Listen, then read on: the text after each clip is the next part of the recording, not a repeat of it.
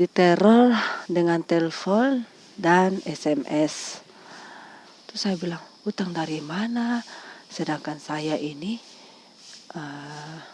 merasa tidak pernah berutang, maupun suami saya juga tidak pernah berutang. Itu rasanya kalau orang yang jatuhnya tidak kuat itu bisa kaget dan rasanya bisa semaput mungkin ya.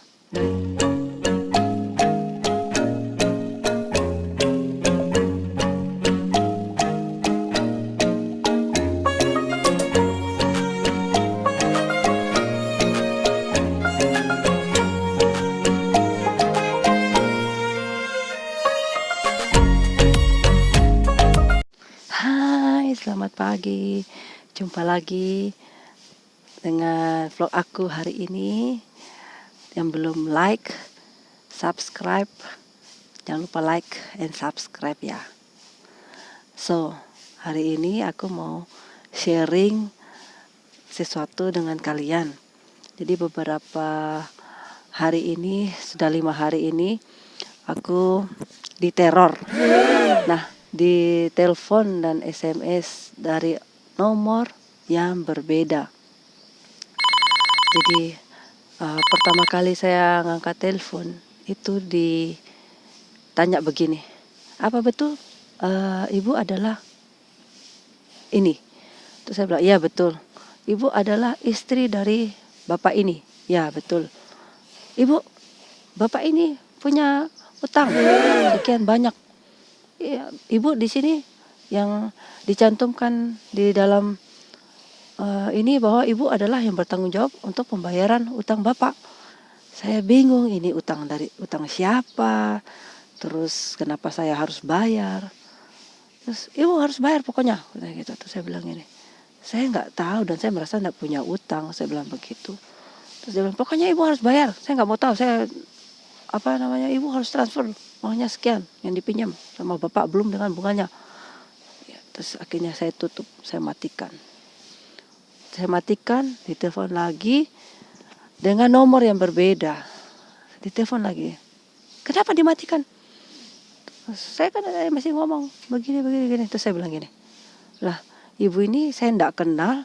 Terus ibu ini telepon bilang suami saya punya utang di ibu. Saya bilang, ibu, saya ini saja tidak kenal ibu, apalagi saya berutang. Saya bilang begitu kan. Pokoknya ibu harus bayar gini. Terus saya matikan. Saya blok. Ditelepon lagi dengan nomor yang lain. Satu hari itu saya ditelepon sampai sekitar 20 kali dengan nomor yang berbeda. Setelah ditelepon, saya tidak angkat. Saya blok semua nomornya. Kemudian di SMS juga dengan nomor yang berbeda. Kata-katanya seperti ini. Suami Anda, bapak ini berutang di Cash Now. Ibu di dalam sini sebagai penjamin atau orang yang akan membayar hutang bapak. Saya nggak balas, saya langsung blok. Itu SMS-nya itu ada 10. Hari kedua berikutnya itu diteror dengan hal yang sama. Bahkan kali ini dimaki-maki. Hal yang sama ditanyakan, apakah betul ibu namanya ini? Kemudian saya bilang, iya betul. Terus ibu, karena saya sudah terima telepon di hari pertama, terus ditanya, ibu istri dari bapak ini? Saya bilang bukan. Karena saya merasa ini kayaknya orang yang telepon yang kemarin deh. Saya bilang gitu. Bukan, betul ibu bukan istrinya. Terus saya bilang bukan. Soalnya di sini tertulis ibu istrinya. Saya bilang bukan. Saya bilang begitu. Ya benar, ibu tuh istrinya. Ibu harus bayar hutangnya bapak sekian. Terus aku bilang, wah ibu ini ngawur. Saya itu bilang saya itu bukan istrinya si bapak. Saya bilang begitu kan. Saya matikan aja teleponnya. Terus dia telepon lagi. Dia maki. Dia maki gitu. Segala binatang-binatangnya tuh keluar. Dia maki saya, dia bilang, kenapa ditutup teleponnya? Saya kan masih ngomong. Begini.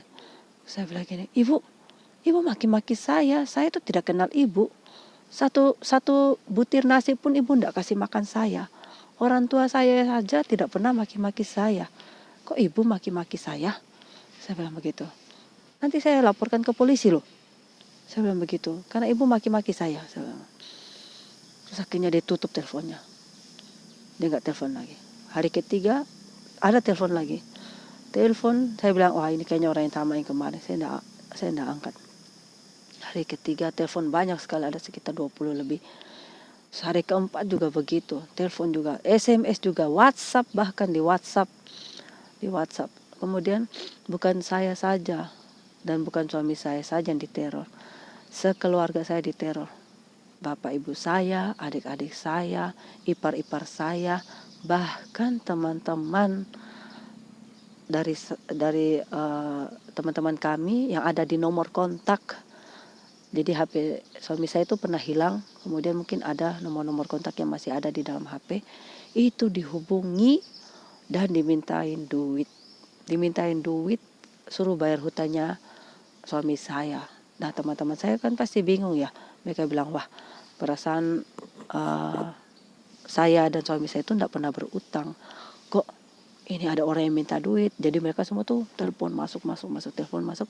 Mereka bilang, wih kok ada ya orang minta uang atas nama kamu, gini, uangnya sekian diminta. Terus katanya, Bapak kamu nggak usah tanggapi, katanya gitu. Itu orang orang yang ya biasalah cari-cari duit dengan cara nggak halal, penipuan kayak gitu. Oh iya oke. Untungnya kan teman-teman udah tahu ya, jadi teman-teman hubungi langsung dan mereka tanya kebenarannya kan, jadi dikasih tahu sama bapak kalau nggak pernah ada saya utang-utang dimanapun. Dan kalaupun ada SMS atau telepon kayak gitu tuh diabaikan, semua ditelepon. Jadi ada 1000 kontak di dalam kontak HP suami saya tuh, ditelepon semuanya, diteror semuanya. Jadi semua yang ada di nomor kontak suami saya itu ditelepon, dimintain duit. Bahkan orang-orang yang tahu alamat rumah kami yang di Malang itu datang dan membawa tagihan. Maaf ya, saya kasih tahu, dari Adira itu mereka bawa tagihan. Mereka bilang, Ibu, ini atas nama Bapak belum bayar uang cicilan tagihan motor. Dan saya kan kebetulan yang jaga rumah saya itu. Jadi dia bilang, motor apa ya? Katanya, motor Beat katanya gitu. Terus teman saya bilang, wah teman saya enggak pernah punya motor Beat Pak, katanya gitu kan. Enggak pernah dia punya motor itu. Gitu. Karena teman yang saya titipkan rumah itu kan tahu lah kami punya motor apa aja, punya kendaraan apa aja kan dia tahu ya. Terus disampaikan lah, enggak pernah punya kendaraan seperti itu. Bahkan ditungguin sama orangnya. Pokoknya saya enggak mau tahu, pokoknya harus bayar, katanya gitu. Lah, perasaan aja punya motor aja nggak punya motor kayak gitu ya. Lah kok bisa suruh bayar. Jadi saya itu mau sharing kayak gini, saya itu mau tanya ke teman-teman, apakah kalian tuh pernah merasakan seperti ini, diteror seperti ini. Saya tuh bingung, orang ini kok cari uang dengan cara nipu kayak gini. Dulu itu awal-awal tuh tipunya pakai hipnotis, terus ke ATM suruh bukan, dia bilang kita dapat undian hadiah sekian juta, nanti ke ATM ya dicek, tapi kayak dihipnotis gitu. Terus bukan pura-pura sih, kita seakan-akan ke ATM, terus kita tuh jadinya buka ATM dan mentransfer ke orang yang menelpon kita. Nah kayak gitu hipnotisnya. Nah sekarang ini kok penipuannya semakin parah. Saya tuh bingung, orang-orang ini apa karena corona terus gak punya duit, terus jadinya nipu-nipu kayak gini. Bahkan saya tuh di WhatsApp itu dikirimi oleh nomor-nomor yang kayak gitu tuh, penipuan gitu, itu foto yang biasanya kan kalian tahu ya, kalau kita upgrade, saya enggak tahu ya, saya itu pernah upgrade link aja, kemudian upgrade GoPay, terus kemudian upgrade apalagi ya, saya lupa, OVO ya, saya lupa itu. Dan suami saya kemarin terakhir itu upgrade link aja, itu kan kita harus pegang, kan ada mukanya kita, kemudian ada KTP kita pegang, terus kita kan foto gitu ya. Itu orangnya itu bisa kirim ke saya, ini kan namanya suami ibu, katanya gitu, yang ada muka dan ada pegang foto itu. Saya ingat persis itu saya ingat persis karena saya yang fotokan suami saya untuk upgrade link aja itu. Terus saya ingat persis itu. Jadi dia kirim saya itu dan dia bilang, ini kan fotonya suami ibu. Iya, baru tanya gini. Terus saya bilang, wah, itu upgradean dari link yang kami lakukan kan. Lah kok ini bisa bocor ke orang-orang yang menipu, yang kerjaannya menipu, ya kan. Nah, saya bingung lah, terus mana yang bisa kita percaya sekarang kalau semua data kita sudah nggak aman. Bahkan saya pernah ditelepon dari salah satu bank, adalah bank di Indonesia, dan itu banknya sudah se-Indonesia tuh ada. Nah, itu ditelepon dan itu nomornya bukan 021 tapi +6281. Nah, itu dia bilang, ibu ikut asuransi yang ini.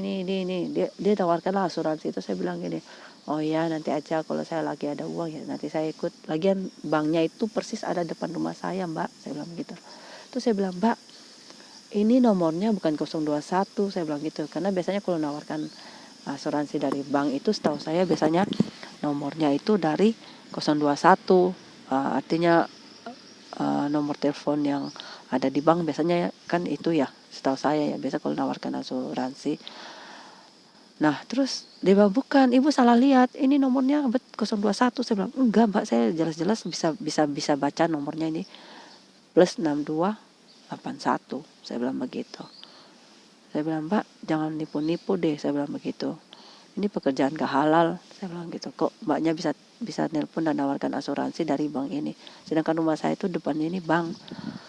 Ketika saya bilang begitu, terus saya bilang, nanti kalau mbaknya nipu, saya simpan loh nomornya ini, saya laporkan polisi. Langsung dia tutup teleponnya. Wah, saya bilang, wah, zaman sekarang ya orang kok nipunya kok gitu loh. Saya tuh mau sharing sama teman-teman, apakah orang kayak gini tuh harus diapain gitu loh. Saya bahkan sudah tanya ke polisi. Saya bilang, Pak, ini ada beberapa nomor ini sudah 5 hari ini teror saya bilang gitu. Saya tuh nggak tenang, saya bilang begitu. Dia terornya minta uang, terus begini-gini. Saya ceritalah kronologis ceritanya. Terus dia bilang, terus ibu, saya telepon balik itu nggak bisa nomornya. Jadi kayaknya nomor ini hanya satu arah. Jadi dia hanya dia yang bisa nelfon kita pun nggak bisa nelfon dia.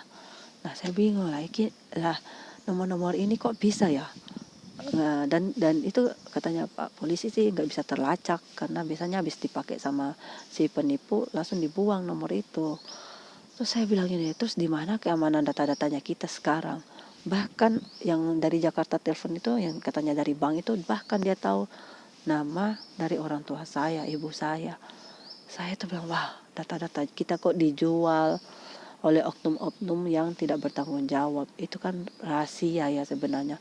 Kok bahkan dia tahu, nah dia konfirmasi tanggal lahir saya persis sesuai KTP saya. Padahal kan kayak gitu-gitu kan kami biasanya hanya kasih ke bank atau ketika urus dokumen penting baru kita kasihkan KTP-nya kita kayak gitu. Lah kok ini bisa bocor gitu loh, apalagi dipegang oleh orang-orang yang mau menipu. Itu kan bahaya sekali ya.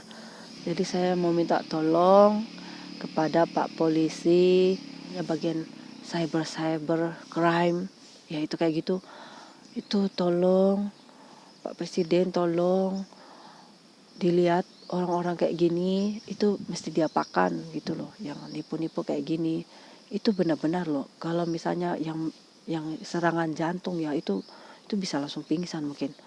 Dimaki-maki kayak gitu, pas kita terima telepon tuh dimaki-maki kayak gitu.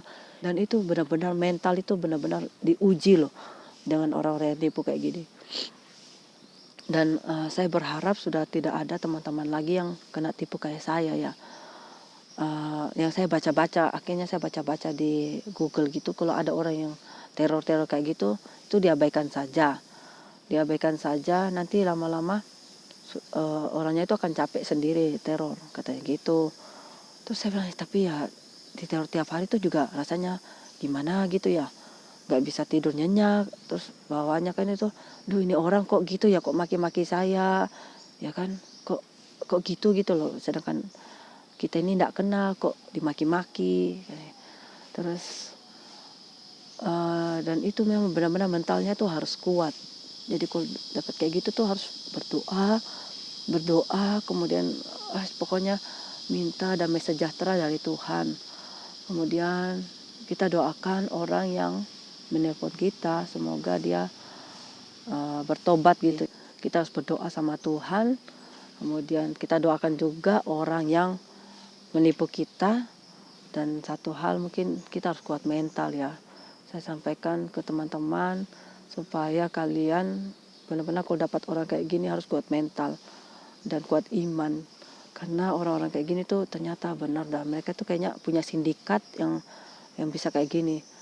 Aduh, saya sampai semua orang tuh telepon suami saya dan tanya, kok saya dapat SMS, saya ditelepon berkali-kali untuk dimintakan duit gini. Terus suami saya bilang abaikan saja, nanti mereka itu berhenti sendiri katanya gitu. Terus ya udah, jadi ini saya lagi mencoba untuk mengabaikan penipuan-penipuan itu. Semoga nanti sudah tidak ada lagi yang teror-teror saya. Hari ini harapannya saya sudah tidak ada. So saya mohon doanya semoga penipuan-penipuan seperti ini sudah tidak ada lagi. Nah, semuanya cari kerja itu yang halal aja ya. Toh rezeki itu sudah ada yang atur ya. Tuhan tuh sudah atur rezeki masing-masing orang. Jadi semoga rezeki kalian semua lancar. Oke. Rasanya lega sekali. Sebenarnya saya tuh mau curhat atau tidak, saya tuh bingung, tapi saya hanya mau sharing ke teman-teman. Saya mau kasih tahu juga bahwa kalau ada yang telepon-telepon kayak gitu tuh, saya tidak pernah berutang. Dan apapun itu, jangan kalian bayarkan. Oke, saya mau sampaikan itu aja. Oke, sekian dulu vlog dari saya. Sampai jumpa.